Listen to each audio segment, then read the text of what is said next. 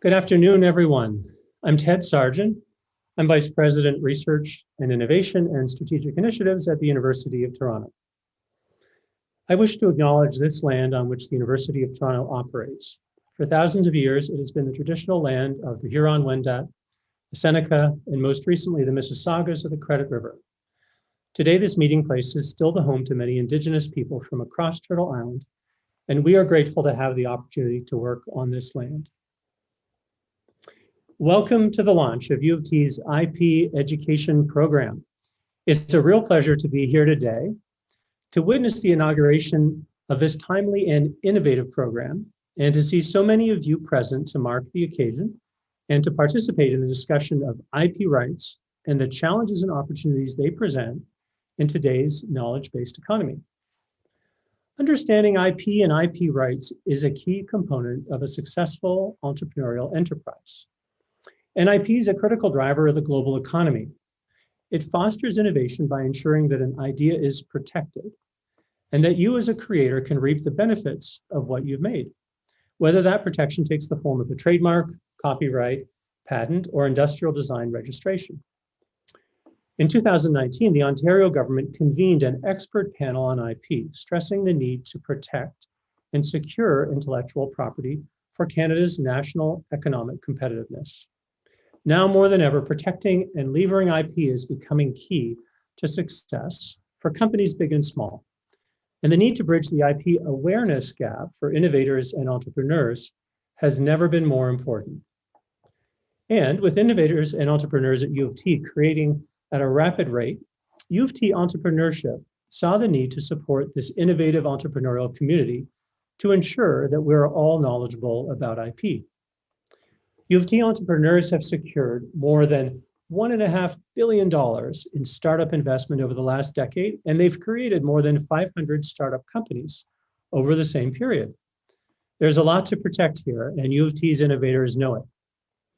Indeed, in the last 10 years, U of T and partner hospitals have filed more than 1,000 patent applications, and approximately 3/4 of U of T inventions are co-developed by students or postdocs. There's a strong culture of creativity and innovation established among our students. We want to ensure this culture is bolstered by strong knowledge of the importance of IP and its roles, and a clear and straightforward path to learn about IP when that's needed. I'd like to commend the provincial government for their leadership and the members of the expert panel, some of whom are speaking today, for the time they have committed to this important issue. I'd also like to congratulate the Innovation Office at U of T Entrepreneurship for bringing this IP education program to the entire U of T ecosystem. And thanks to a newly minted licensing agreement with eCampus Ontario, to an even wider audience. And to all of you, U of T students, faculty, and alumni who are part of the innovation ecosystem, please take the IP education modules and learn about how very valuable what you create is and how you can protect it. Level 1, IP Foundations, is available to the U of T community for self-paced learning on the Quarkus platform, with recognition available on a student's co-curricular record. The modules have been packaged for download and import into academic courses or other research or entrepreneurship-related initiatives, with the goal of promoting broader access and reuse. They are now available under a Creative Commons license through the Open U Toronto site, our U of T hub for shareable educational resources. There are also numerous campus-linked accelerators across the U of T's 3 campuses that can assist you with this subject, with a special mention to the U of T Early Stage Technology Program, UTEST, where each venture in the cohort is built with a connection to University of Toronto IP. I'd now like to present to you Natalie Raffoul. Natalie is a world-renowned IP lawyer and patent agent, and was a member of the Ontario government's expert panel on IP. She's consistently ranked among the world's leading patent practitioners in the IAM Patent 1000 publication annually since 2014, and shortlisted as one of the most highly recommended patent prosecutors in Canada. In 2020, she was recognized in the IAM Strategy 300, the world's leading IP strategists. Natalie holds a degree in electrical engineering from Western University and a Juris Doctor in law from Queen's University. Natalie will speak about why IP rights matter. She'll lead a mini case study, and then she'll introduce our panelists and serve as moderator for the fireside chat. Please welcome Natalie Raffoul. Over to you, Natalie. Thank you so much, Ted. I'm delighted to be here today to talk about why IP matters. So thank you so much for organizing the event, and thank you to Minister Romano as well for joining us today. So I'd like to just share my screen and move to the presentation. Here we go. So why IP matters, and I think it's important when we talk about IP to understand what are we talking about. So we're talking about this umbrella term known as intellectual property. Intellectual property is sort of a subject matter, as I said, umbrella term for different types of intellectual property that cover things that we refer to as creations of the mind. So things that are that we create, such as inventions, literary and artistic work, symbols, names, images, things that are used in commerce. What's an important feature to understand about intellectual property is that, generally speaking, these are, when you get intellectual property rights, what you're getting are a set of exclusive rights, which doesn't necessarily require you to do anything. So you can sit on, for example, a patent right. You don't necessarily have an obligation to work that patent, but yet you could be recouping royalties from someone else who may be able to take advantage of that patent, or you can simply exclude others from working your invention if you hold a patent. So it's an interesting set of exclusionary rights that don't necessarily permit you to do something. For example, if you come up with a new pharmaceutical, you know that you still have to go through regulatory hurdles in order to put that drug on the market. So IP rights don't generally give you affirmative rights to do anything. They are rights to exclude others from taking advantage of what you've come up with creatively.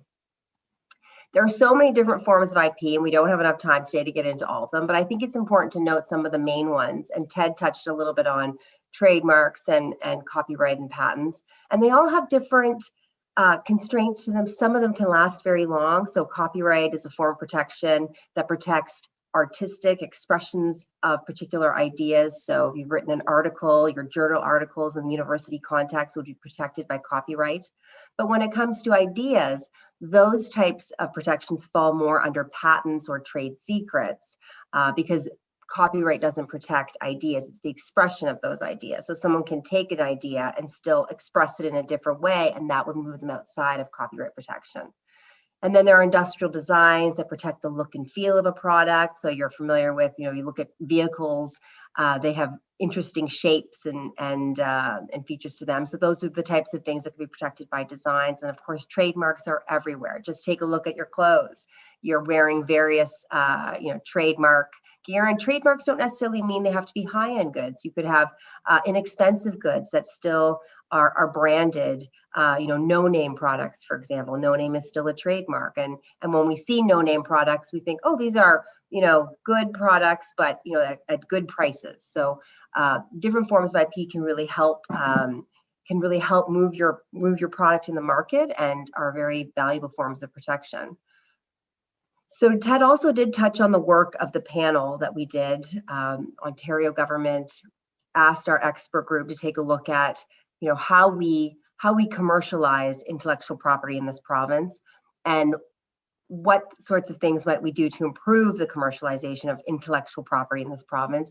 And one of the important things to note is that today is a different day than it was 30, 40, 50 years ago. And really the basis of wealth and power really is being derived now from the value of intellectual property and the value of data. Data is becoming such an important commodity. And when we look at the economic shift, this is an interesting graph to take a look at. In 1975, we only valued the intangibles at about 17% of what we valued the company when we look at the S&P 500. So this is the one of the American indexes for top 500 companies. In 1975, intangible assets were only looked at as a value of about 17% of the value of the company. So the IP and data were at a much lower value set. But when you fast forward that to today, we're looking at the IP and data. And when we talk about IP, we don't just mean patents and trademarks. We're talking about the goodwill associated with the company, the brands, the contracts, the customer contracts you might have, the data that you have in your company. All of that forms part of your intangible assets.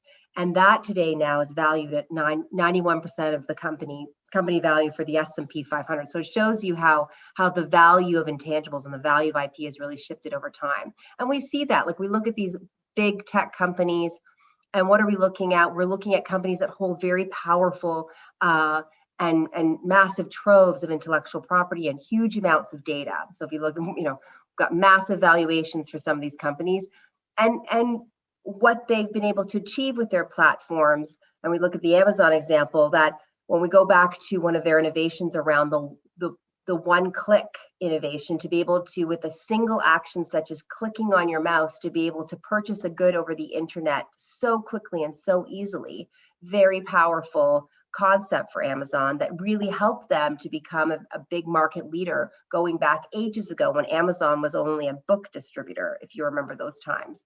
And they got patents on those ideas, and they were also able to get protection to their GUI. They have protection, they have trademark protection, they have all sorts of different intellectual property rights that they take advantage of that really helps to bolster the value of their company. And this is important because what we're seeing and what we're seeing trending internationally is really the amassing of IP and data wealth.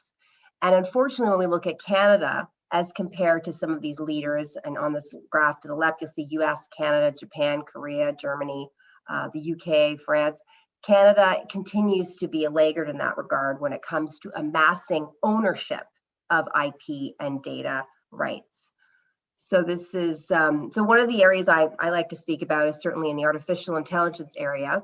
And a recent report last year came out from the World Intellectual Property Office on trends in AI patent filings globally.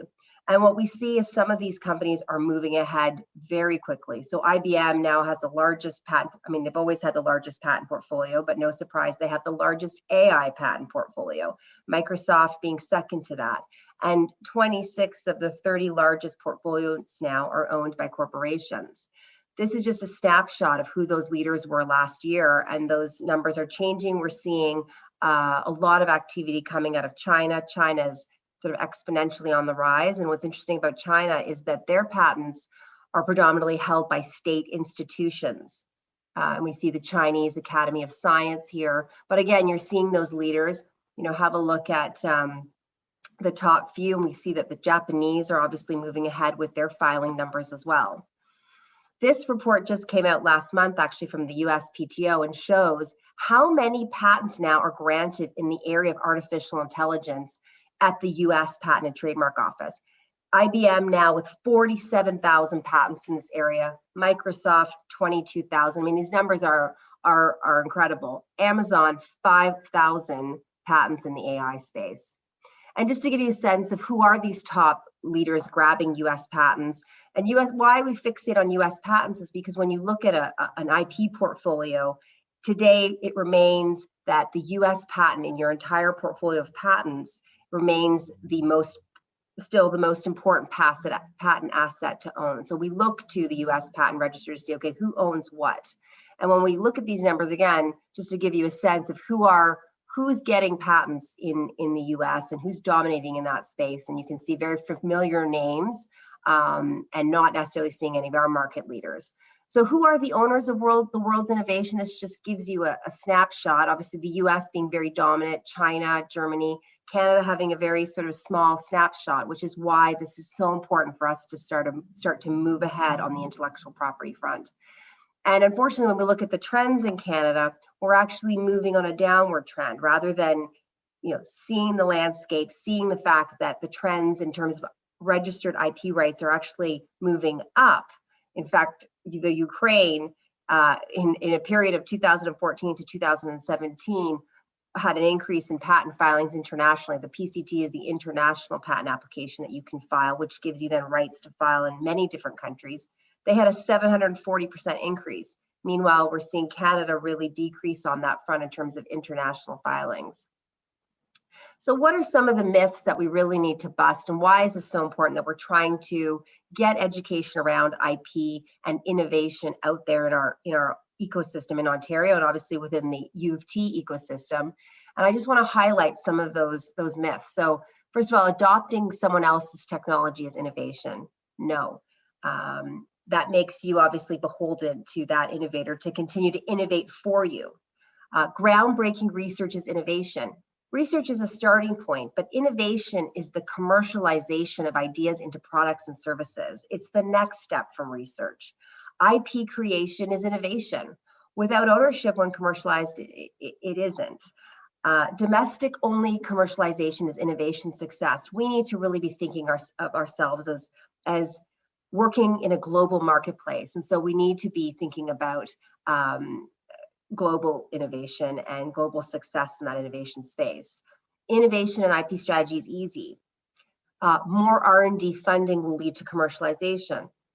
As a small open economy, Canada can't compete with global tech powerhouses. Oh yes, we can, in a very methodical, strategic way. We certainly can. Countries don't use their laws and trade agreements to benefit their national champions. Countries will stop trading with us if we support our technology champions. International law and other countries' laws are fair. We can wait to act when it comes to innovation and our IP agenda. Innovation success has to be costly. Proper innovation policy can be made without ongoing input from domestic technology companies. Canada's biggest companies that primarily serve a domestic market understand innovation and IP. Foreign technology companies have the best interest of Canada in mind when they suggest IP policy. So I just want to give you a sense, because we really need to sort of move beyond some of these myths and really start to become a little bit more active in this space. So this is a little bit of a call to action to really be thinking about this. And I thought these statistics from our European friends would be interesting. And look at Germany. Within SMEs, 41% of those companies have IP advisors in-house. So when we look at Germany, we think, okay, successful country, Canada could maybe sort of emulate some of these countries and do similar things. This is the kind of expertise they're embedding within their companies. And yet when we look at the Canadian landscape, we see that only 2% of Canadian SMEs hold at least one patent. And 59% of SMEs are only slightly aware of patents, so not really sure when it's appropriate to use it. And yet we know empirically now that companies that have at least one registered right are more likely to grow, are more likely to grow internationally, are going to have higher valuations. I mean, this is just a snapshot statistic here, but there's a few metrics out there now that valuations will be 4 times greater if you have at least one registered IP right. And you're more likely to expand internationally if you have at least one registered IP right. So what does that mean?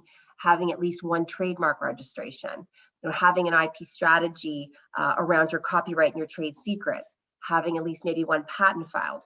Having that already puts you ahead of many other companies, and you're more likely to succeed. So I think this is important when we're thinking about bringing some business diligence within our ecosystem and improving our situation when it comes to innovation. These are important considerations that we really need to make sure they're more top of mind for our companies and for our innovators and for our researchers, of course. So I'd like to just launch into the course, the first course, which we're celebrating today. Very excited about the course. One of the things that the course does is not only just talk about the different forms of IP, but it brings IP to life and tries to really identify the why behind why you want to be thinking about a patent, or why is a trademark important. So the first example I just wanted to touch on was an example that's a little bit more close to home, and the importance of jurisdiction and thinking about protection of your IP, not just in Canada. And Canada may not be important to you depending on where your markets are. The US might be the most important market where you want to get protection, or Europe is really where you have a lot of business. And so in this situation, what we had here, where I'm getting into the Target example, is just because you have a registered trademark in the US doesn't necessarily mean you're going to have a trademark in Canada. And if you don't seek trademark rights in Canada, then you don't have trademark protection in Canada. And so this is the story of Target. Target had trademark registered rights in the US, was operating in the US, and as you know, a few years ago, wanted to enter the Canadian market. Unfortunately for one of our Canadian companies, we had a company known as Target Apparel that had a Canadian trademark registration in Canada, and they were in the clothing business, selling clothes in a few locations in Canada. And at the time, they were able to show use when they got that registration. They were using that trademark in association with clothing. A decade later, Target Corp tried to expand into Canada, as you know, and they found that their house brand, Target, was already in use in Canada for clothing, which was obviously going to be a very big aspect of what Target was going to be selling here in Canada, in addition to all the other sort of goods and services potentially they were going to sell in Canada. So Beneteau, the holder of the trademark Target in Canada, sought to prevent Target from entering the Canadian market because they had a registered trademark. And when you have a registered trademark in Canada, even if you're operating in one location, such as Sudbury, you have registration rights across the country now, which means that someone else can't come in and expand with a trademark that is confusingly similar with yours across the country, which is why registered trademark rights are so important. And so Beneteau was able to stop Target in its tracks. Even though it had only a few locations, it had maybe a dozen locations across the country, its registered trademark rights meant there were no geographic options open to the bigger Target Corporation to move into Canada unless they settled on the matter. And they were able to settle on the trademark dispute, but for an undisclosed amount that was estimated in the millions. Far more probably for Target had they had the forethought years ago to seek a trademark registration in Canada. So if you are thinking, the moral of the story here is if you're thinking about expanding into jurisdictions outside of where you're doing business currently, you need to be thinking about whether you have freedom to operate in those countries with your trademark. There may be trademark rights in, let's say Germany's your next market. There may be a registered trademark that is confusingly similar with yours and will prevent you from selling your product or service in Germany. So having this understanding that we're in a global market and these registration rights can help you and can also hinder you, and making sure that you really are more savvy in that regard. Another example, and this is a patent example, and this is a great one about kind of leveling the playing field, and this is close to home for all the Torontonians.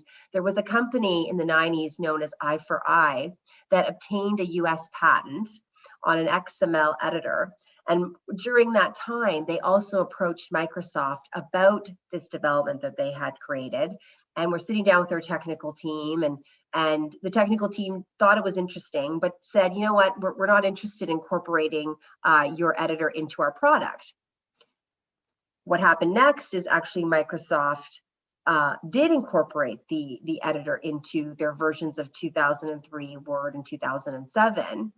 And thankfully for the Toronto company, they were able to pursue Microsoft with a patent, as opposed to having to pursue them with on the basis of perhaps trade secret theft, which means that the i4i company needs to show loss themselves. When you have a patent, if someone's reading on your patent, all of a sudden you can go after them for profits. It's a different action, and it's a more powerful action oftentimes than going after someone for trade secret theft.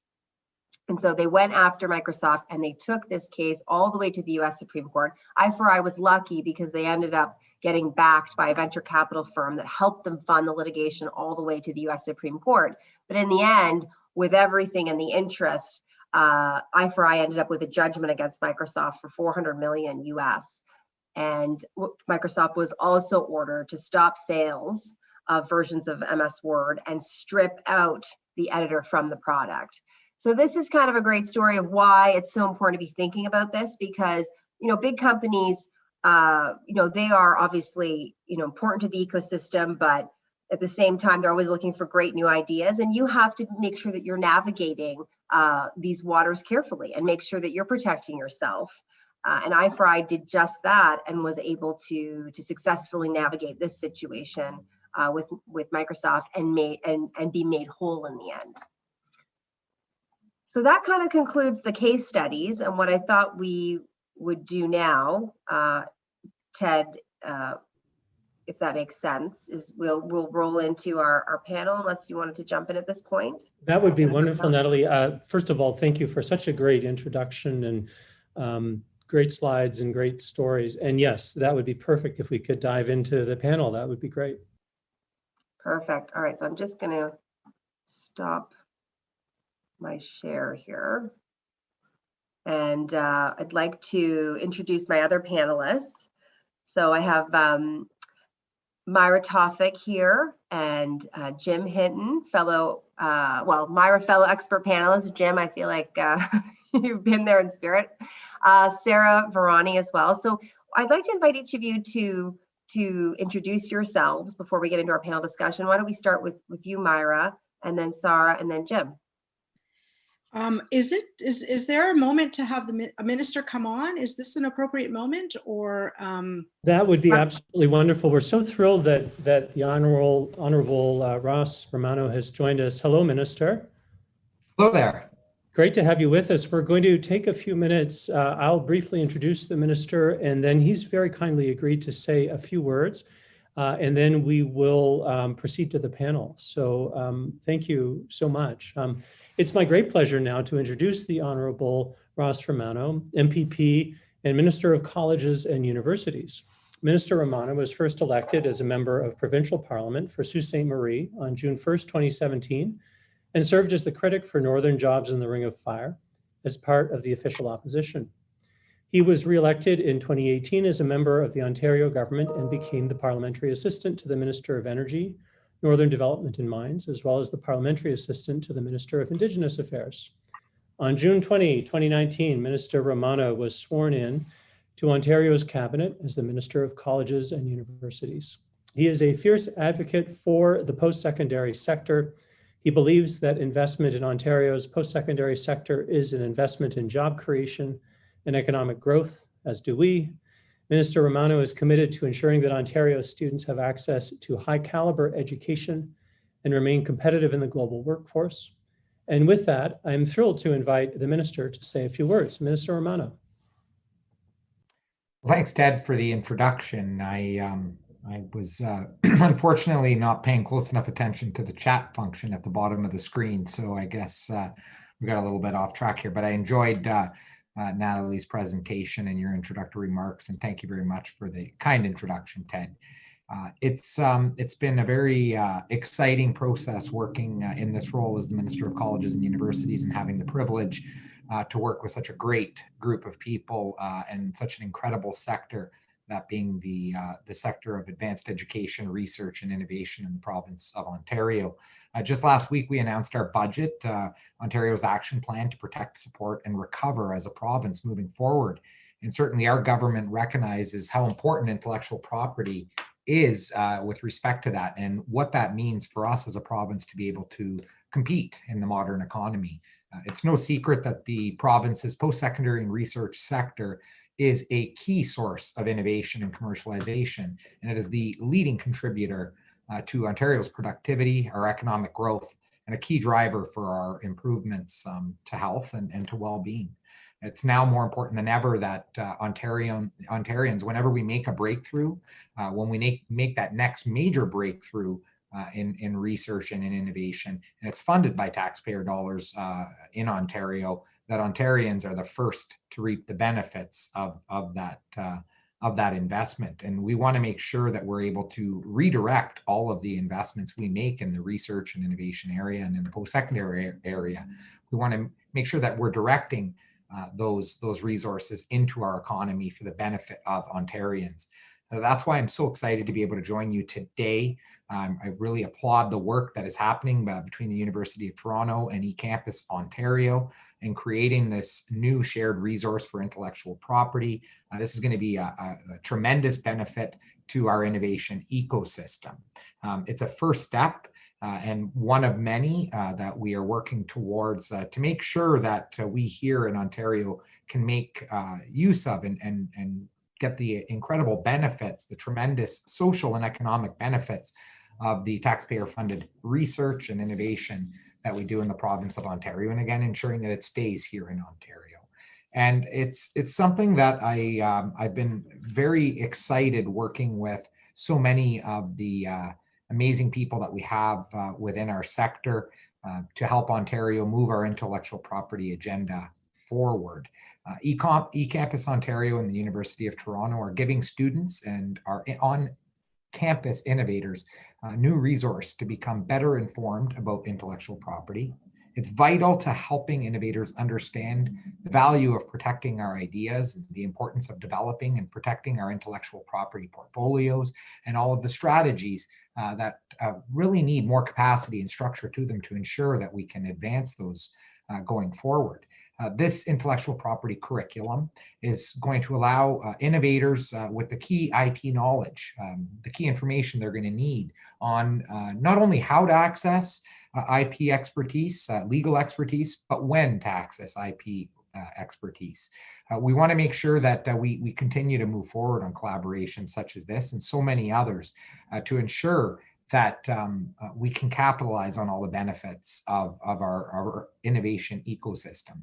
I've been really privileged to work with an incredible group of panelists who originally were brought in and contributed so much of their time and their resources as the IP expert panel, and now as the special implementation team on intellectual property, two of which are here on this call today. We've got Natalie Raful here who just spoke, and Myra Tofik, who have been amazing contributors,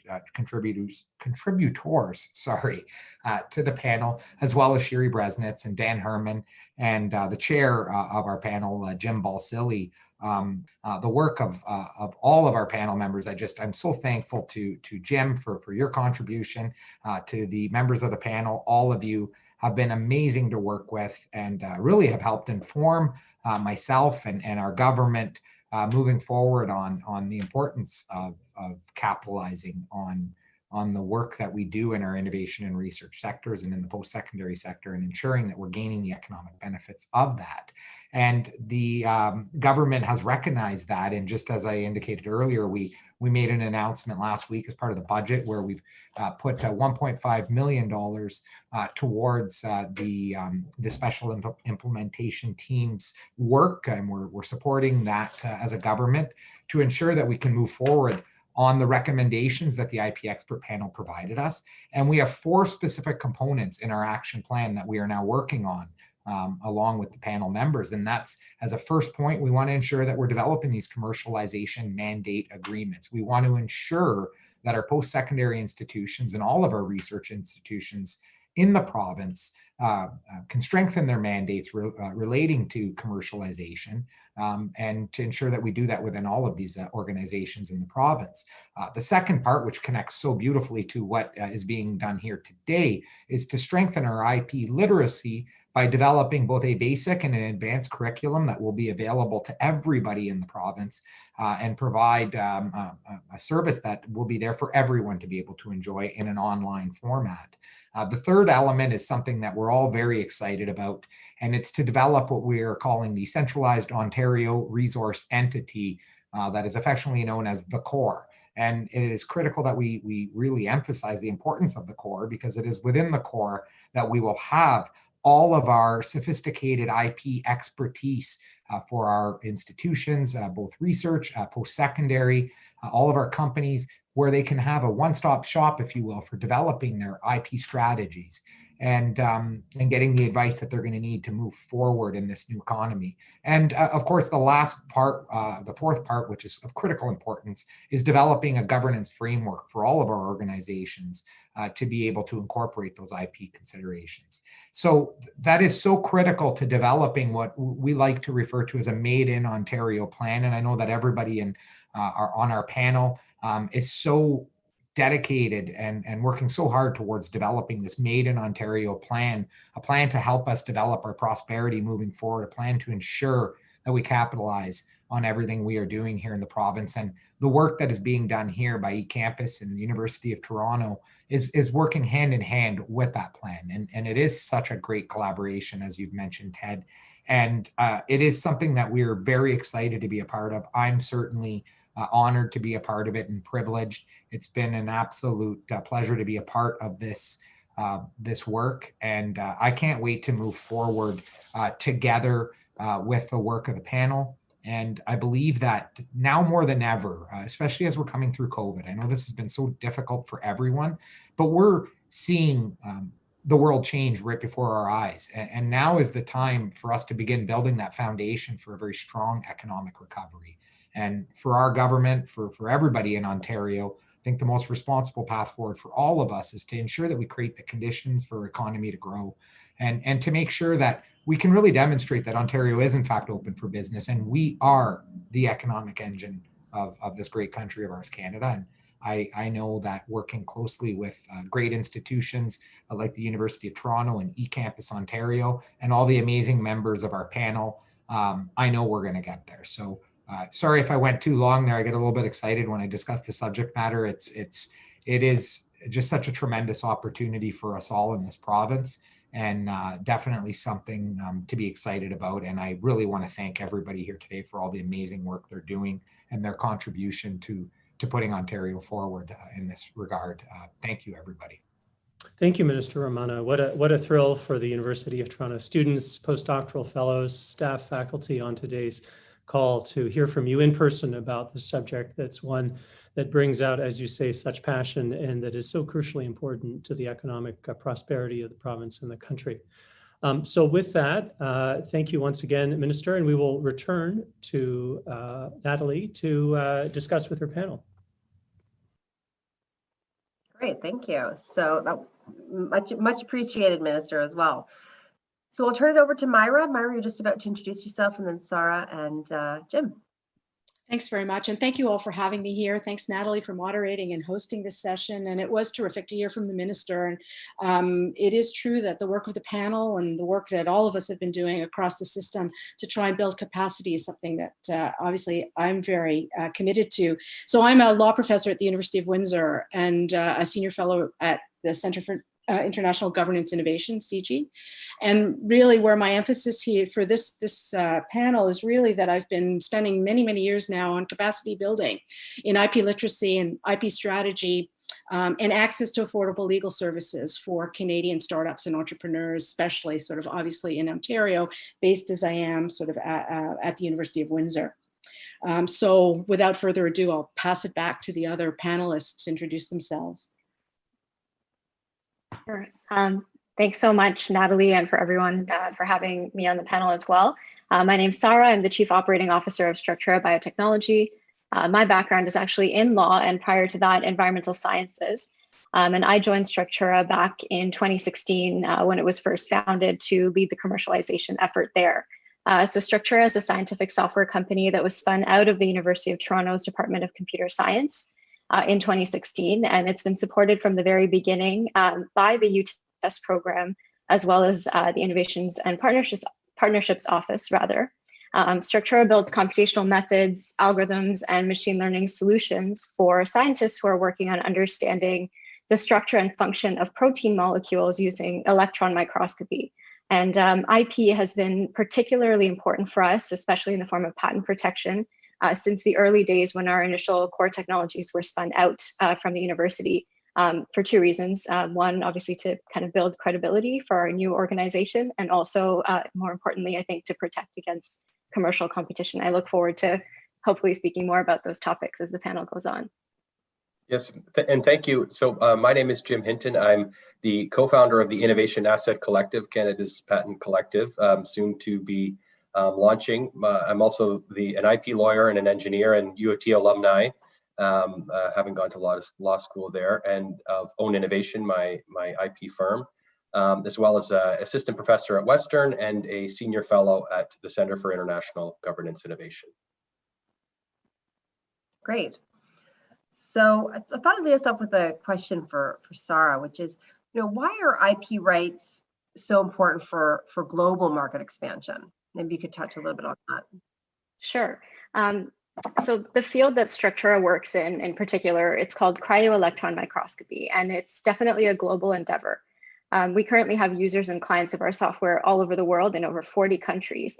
And many of our commercial clients are actually multinational pharmaceutical companies, as well as biotechs. The partners that we seek to work with in this space are also usually larger companies, not necessarily based in Canada.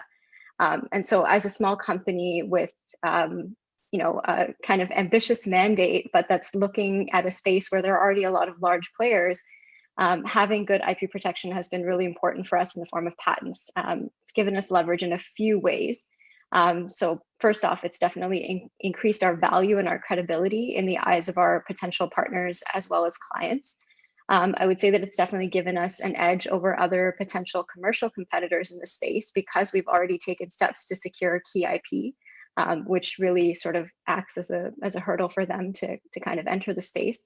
And I think it's also increased our valuation in the eyes of prospective investors. And in some ways also internally has given our team more confidence about what we're doing and the motivation to kind of keep going.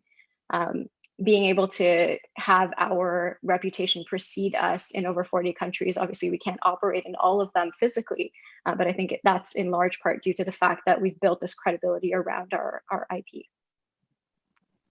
I think that notion of value and valuation is really important because a lot of times folks see IP rights as just an expense, but they don't really think of like sort of that lift in value that you get. I don't know, Jim or Myra, did you want to comment on that in terms of the global market expansion and the importance of IP rights?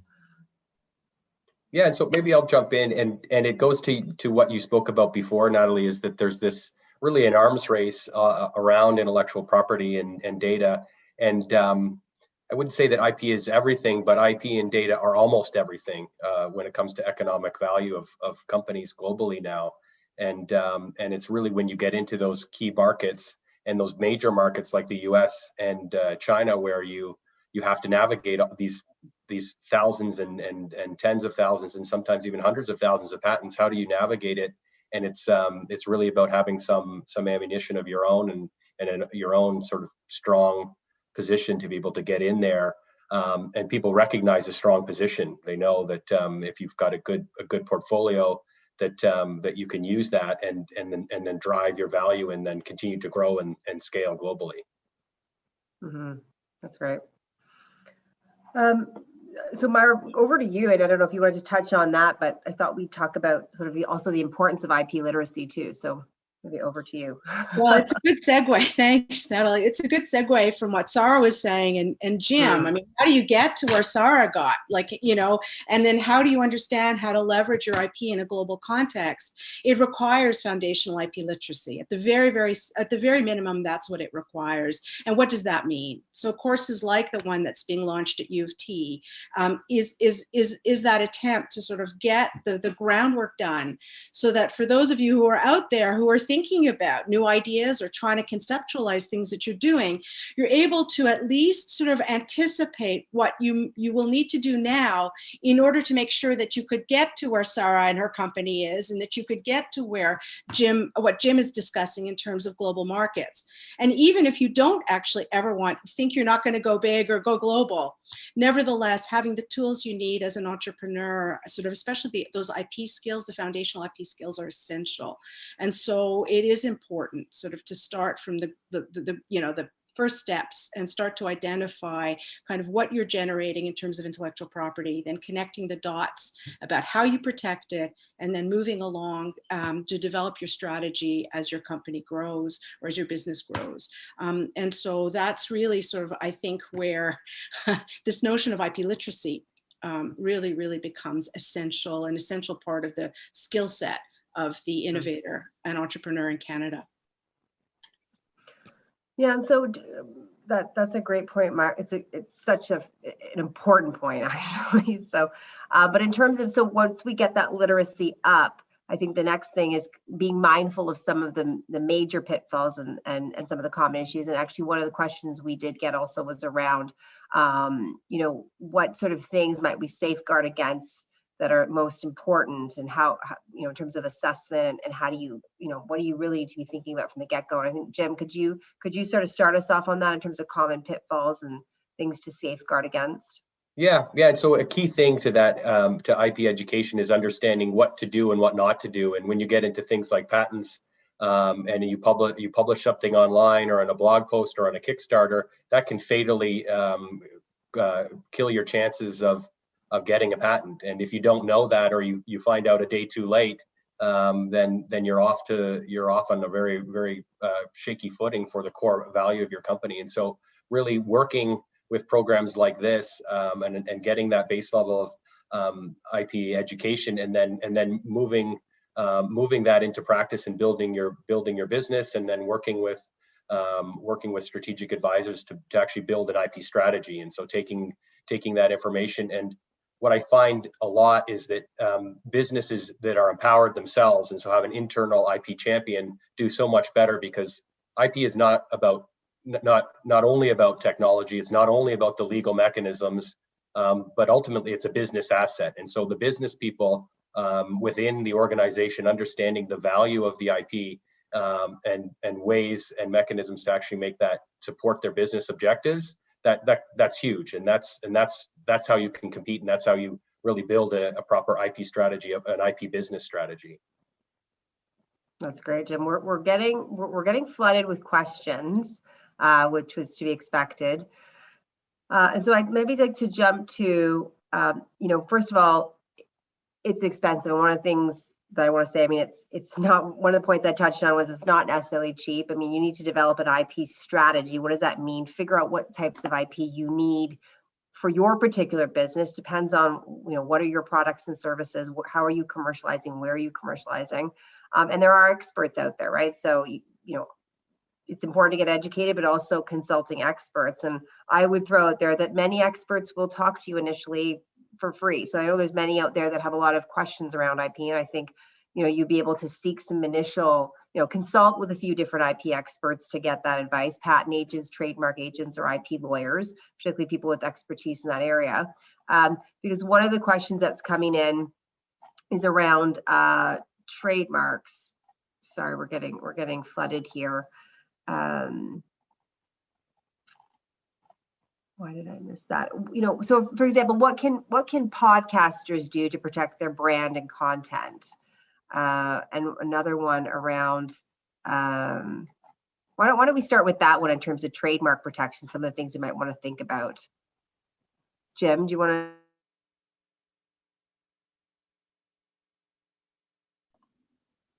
Hello, can you hear me here? I think Natalie froze a bit there, or maybe sorry. No problem.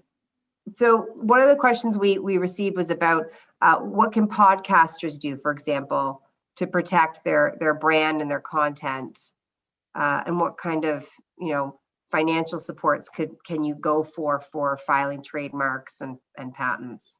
Well, the good thing about trademarks is they're relatively inexpensive, and it's easier to access. And so a key thing would be doing a search to make sure that you're not picking a name that somebody else may have. And you can go into the US Patent and Trademark Office search, as well as the Canadian Intellectual Property Office, and do a quick search to make sure that that you're not running into any trouble. And then at some point, you want to consider getting a registration, and you always want to get a registration before it becomes an issue. And so when is it going to become an issue? Is it when you're investing a lot in your brand, when people are going to start coming out and maybe copying you, or you're going to inadvertently run into somebody else? And so it's at that point then you want to seek a registration, and it's in sort of $1,000, a couple thousand, depending on how expansive that you need to be. So it is relatively inexpensive to get those filings done in key jurisdictions that are important to you. Can I add something on that? Mm-hmm. One of the things, we were talking about things to know right at the very beginning, and there's issues regarding trademarks, the things that Jim just talked about. Very often, I've noted that on branding and marketing sort of strategies on the business side, often a person is advised to pick a brand that's descriptive of the business, that's from a marketing perspective, is considered a good trademark or a good mark. But from a trademark law perspective, it's actually not a good it's not a good advice. And so aligning from the very beginning your branding and marketing strategy with the legal side of it would be one way of actually putting the foundational knowledge to work, so that you don't end up in a position where somewhere down the road you realize that the name that you've picked that is not registrable, either because it's too descriptive or that you've actually stepped on someone else's toes. So those are the foundational principles that I think we need to tease out so that everyone is aware, and trademark is an important one. Thank Absolutely. you. That's a good point, Myra, about the marketing expertise not necessarily being aligned with the trademark law expertise. And so really the best trademarks are those coin terms that mean nothing in the English language and are just very unique and original versus something that's very, as you say, descriptive of the goods, or putting yourself at risk of genericization, right? So, Google, we all say, oh, I want to Google that. Well, Google is a registered trademark. You're actually doing an internet search. You're not Googling something. So you want to make sure that you use trademarks appropriately as well. One of the things, coming back to the research environment, we had a question here. If you are testing your idea through research collaboration, but have not patented it yet, how do you protect your work when research is being published? How do you create those safe zones? And maybe Sarah, if you want to touch on that. Yeah, absolutely. So we've actually had that same situation a number of times, because some of the computational methods and algorithms that we develop do, of course, need to be tested in beta labs, academic partner labs, before we can kind of put them out there for the wider world to adopt. And so there's a couple of things we've done. In some cases, we've actually filed a provisional patent application before any sort of, even what we think is a confidential disclosure, just in case. And in those situations, we've been really careful to kind of include as much detail as we possibly can in the description. So about the technology, almost like writing a research paper, but with kind of future proofing it a little bit as well, to make sure that when it comes time to file the actual patent application and the claims, that we're able to kind of draw on everything that's in that description at that time. And that's another one of those things, I think, Maya, that speaks to the literacy, which is something that we learned over time. The second thing that we've done is to make sure that we have non-disclosure agreements in place with all of our research sort of testing partners. We also, a third thing that just came to mind is software license agreements. For us, that's extremely important. So although I know some of our users may tend to kind of just see the click wrap and just click accept and go on, we're really careful about making sure that we, especially in the academic context, include terms in there to make sure that it's very clear what the software can and can't be used for. That's great. Jim, did you want to add to that, or Myra? I think that's a fantastic point. Those are fantastic three courses of action, and I think a key thing is looking to people like Sarah and as mentors throughout the IP ecosystem, and talking to the innovators and saying, when do you do these type of things, and getting that experience to help you to make those business decisions. So I think it's that hearing it from the innovator themselves is a very valuable additional touch point. Yeah, and I think to add to Sarah's saying is, you think of the traditional types of intellectual property as patents, trademarks, copyright, but contracts and agreements are another form of intellectual property. So it's really important. I mean, you want to be making sure that you're thinking about all of it. So that's all part of your IP strategy, not just focusing on, oh, I've got a patent, now I'm fine, but everything's sneaking out the back door because you don't have an NDA. So you need to be thinking about all these things in conjunction, and that's why it's important to get good advice. We had a question here more kind of structurally about Ontario and how we can sort of improve our ecosystem. The question was, the Fraunhofer Society in Germany owns IP for much of the applied science in Germany, but also provides commercialization infrastructure to mobilize the IP. What can Ontario do to support commercializing IP? Jim, did you want to start us off maybe? Yeah, I'll start off. And so I think a key recognition, and you highlighted it early on, Natalie, is that there's a difference between invention and innovation, and that aspect is commercialization. And so taking and making money or following a business objective from those ideas. And so a key thing is having that connectivity. And so really taking that IP and out of research institutions and getting it into the hands of domestic innovators. A key piece for economic development is the who is going to be able to benefit economically from the IP and the research that's coming out of our institutions, and ensuring that Canadian and Ontario, here we are, innovators are front and center to that approach. And so many, just like Germany, Finland has a similar approach where research institutions, education, primary R&D, but also a third prong is economic development, and really putting that on the same playing field as those other two, education, which we're talking about today, but also that economic development. And that goes to who is going to be able to commercially benefit, and having that connectivity and prioritizing domestic innovators. Can I sort of add to that? And I think just that question about, and what Jim has said is really at the heart of the core that the minister talked about, one of the recommendations of the expert panel, that there be some kind, a centralized entity that would be able to fill those gaps between what the R&D that was coming out of the public sector and sort of translate it into commercialized outcomes. And similarly at the federal level, as Jim mentioned, the IAC Patent Collective is another attempt to try and centralize some of the essential expertise and services so that post-secondary sort of, those who are generating the ideas aren't also the ones who have to individually sort of build commercialization kind of resources, but rather to have a collective or communal approach to this. So that's the way I see sort of the centralized kind of entities, both at the provincial and federal levels. Yeah, we're also getting a lot of questions around, you know, even some individual needs and some supports for this. So we're getting a little bit tight on time, but you know, what I will say is it's important to prioritize intellectual property. If we've left you with nothing else, it's obviously very valuable. You know, without it, you put yourself and potentially put your company at great risk. And so it's important to prioritize this. And I realize it can, you know, it is expensive, but there are lots of great cost deferral strategies out there. Sarah mentioned the US provisional patent filing, which is a more inexpensive way to get yourself patent pending. There are funding agencies out there. I know with the NRC IRAP program, there are supports in Ontario. Universities have technology transfer offices that support researchers. There are institutions with purses of money to help folks with some of these costs to at least do some preliminary things. And one of the things I think with this IP action plan is we're hoping to provide more supports for commercialization efforts, and particularly IP. So, you know, I think the thing is to get out there, talk to your institution leaders. There are folks, you know, within incubators and institutions that can help you. But seek out the help because it's just so critically important. And I think we'll hand this back over to Ted to close us off on that note.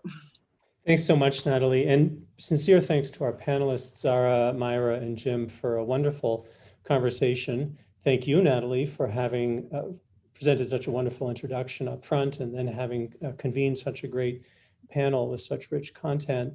I would like to thank U of T Entrepreneurship for having brought us together today. I'd like to thank again the minister for his remarks, which were a wonderful way to set the tone for today. And I'd like to close with a final message to University of Toronto students and faculty who are part of the innovation ecosystem to urge you to take the IP education modules and to remind you specifically Level 1 IP Foundations is available to you for self-paced learning on the Quercus platform and is recognized on your CCR. And then the modules have been packaged for download and import into courses and are available under the Creative Commons. So with that, I'd like to give special thanks to those who joined us today as audience members and participants, to the students, postdocs, and the members of the University of Toronto community, and to wish you the greatest success. Thank you.